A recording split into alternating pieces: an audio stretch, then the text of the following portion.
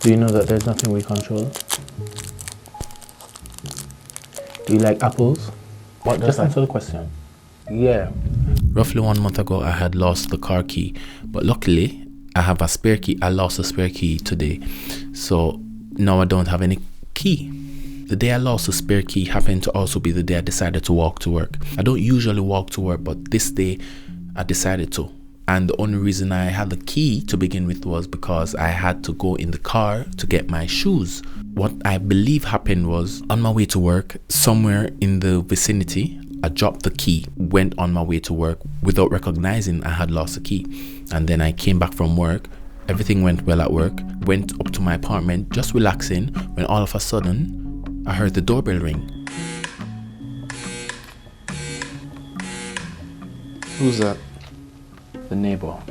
You gonna answer it? No, I'm not answering it. Hey. I'm answering it only because I wanted to. Yeah.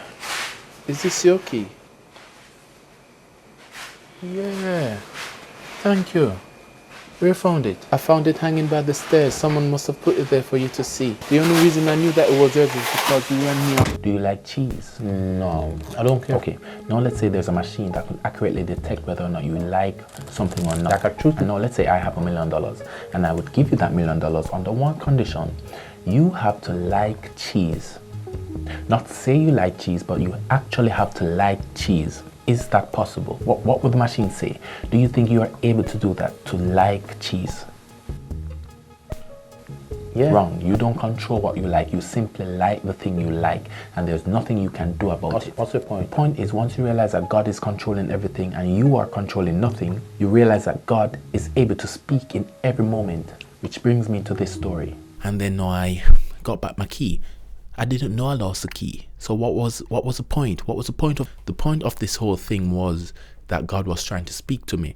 This is the point I want you to get. God speaks in so many ways, and I had forgotten the ways that God speaks. In Job, God speaks in many ways, but man perceives it not. What God is saying that he's always speaking, but we are the one who is not listening. This was a moment where I realized, oh, this is God speaking, but what was he saying? I'm holding the key. If you focus on me, everything will be taken care of.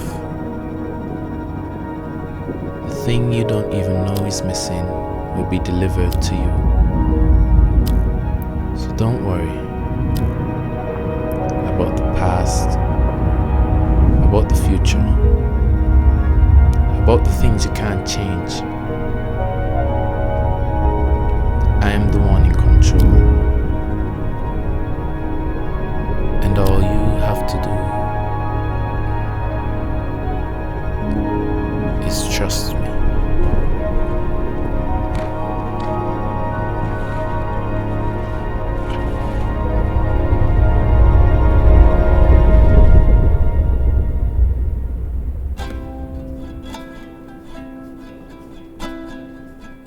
If you don't think that God speaks, think of the many ways that we as humans speak to children or babies who cannot speak. We may put something in front of them, we might give them something, we might encourage a certain behavior by rewarding it, or we might discourage a certain behavior by punishing it. If we as humans are capable of communicating without speaking, how much more would the Creator of the universe be able to communicate to His children?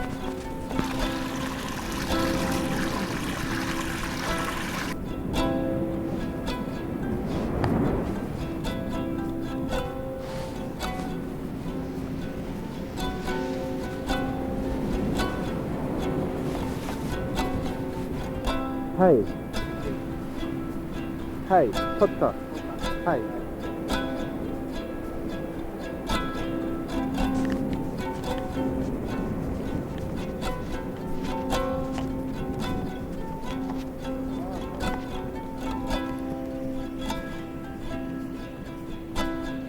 I forgot who said this phrase. English isn't God's first language. When I first heard it, it resonated with me so much. When we make the mistake of limiting God's capacity to communicate to us through any means, we are missing out on all the possible ways that God can speak to us. It might be that we hear a song in our head, or it might be that through a circumstance that is a bit weird, or it might be the actual voice, you hear a voice, it might be a vision. But there are many ways that God is able to speak to us. And when we make the mistake of thinking God only speaks in this way, we are limiting God, and we're limiting what we are able to hear. And thus we are limiting our capacity to grow. So if you take anything from this video, take away this. Go out and listen to what God is saying. It might be through many circumstances. Okay, the vehicles are coming, let me move.